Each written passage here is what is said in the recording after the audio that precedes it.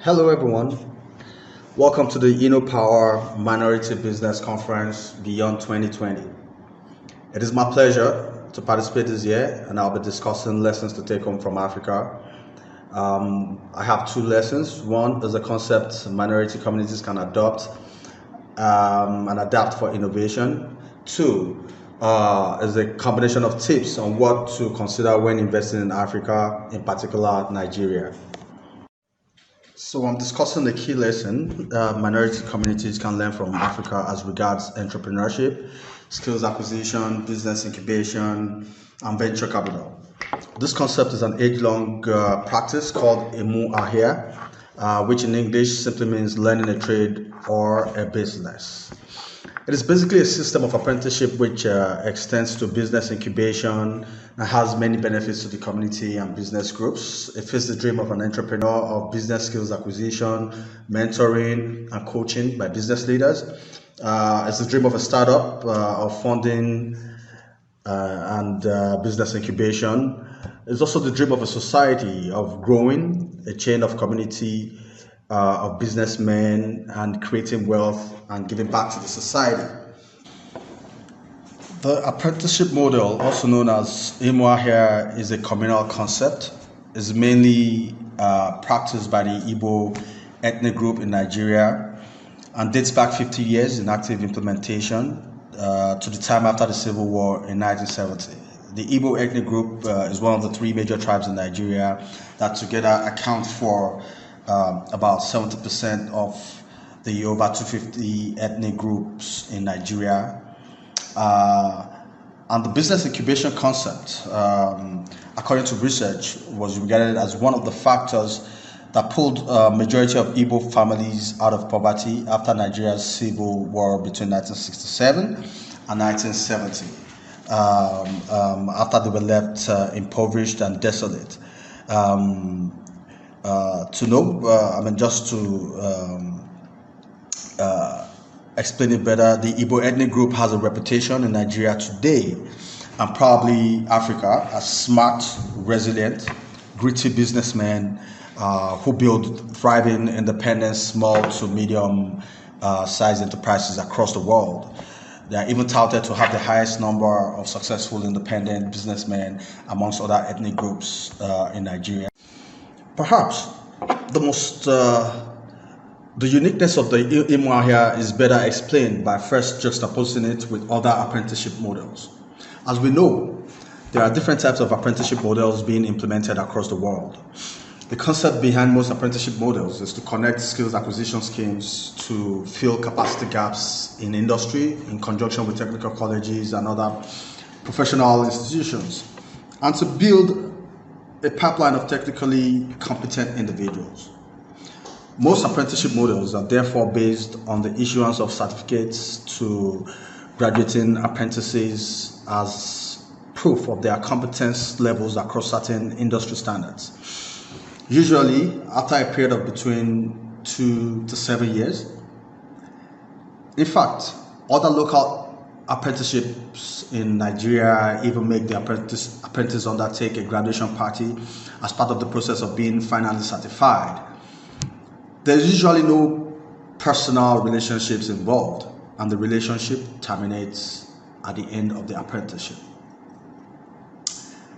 But the IMWA here has a clear-cut, different approach in this case. The IMWA here is fundamentally based on the socio-economic philosophy of the Igbos to hold their financial destinies in their hands as a proudly independent people. The model therefore has its foundations in turning apprentices into entrepreneurs and business owners and not just workers after their time in service. It is unique in the sense that the apprentices leave their parents and families to serve a master or an established business person, living under his care and supervision in a communal relationship. The business owner is usually a member of the clan or community.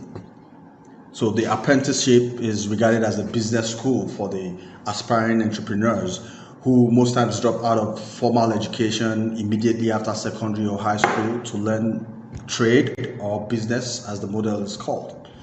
On graduation, they are expected to have learned business operations and management skills to be able to start their own business, with the master or established businessman becoming responsible for the process of their business incubation. The business owner and the apprentice embark on a symbiotic relationship which is accountable to the community, and the expectations from both parties are clear and of communal understanding of brotherly love and lifting up, legacy, and wealth creation. In a mutually beneficial relationship, such as that of the apprentice and the master, the expectations are clear-cut, as I said earlier. For the master, the apprentice is expected to assist in daily operations of the business while learning the ropes. The apprentice is expected to be of good conduct at all times, both at work and at home, to demonstrate fundamental principles expected of a businessman, including perseverance, discipline, and reliability.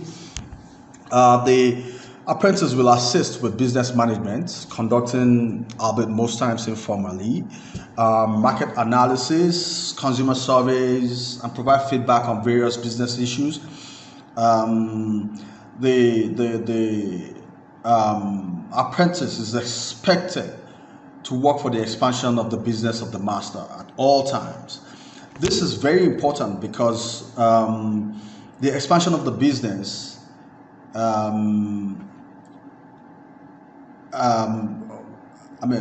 works directly in favor of the apprentice, given the fact that the apprentice is going to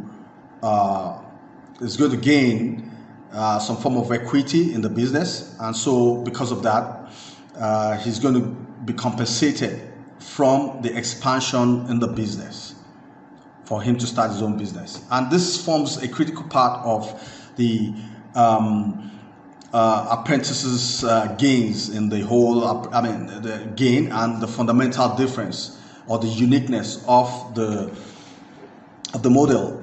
So the apprenticeship model affords the apprentice small equity in the business of his master. This equity is expected to grow to be the settlement, compensation, or the startup funding for the apprentice on graduation. This is the key differentiating factor of the InnoPower model. The apprentice enjoys monitoring, enjoys some form of mentoring and coaching from the boss or master all through the period of apprenticeship. The apprentice, during his time serving the master, is exposed to business management and gains insights on markets and supply chain dynamics, as well as product development and product sourcing. The apprentice may also gain from his master's networks. Now, all this works together for the apprentice, and apart from having practical and live business school or business schooling, he's also getting a startup fund from his master.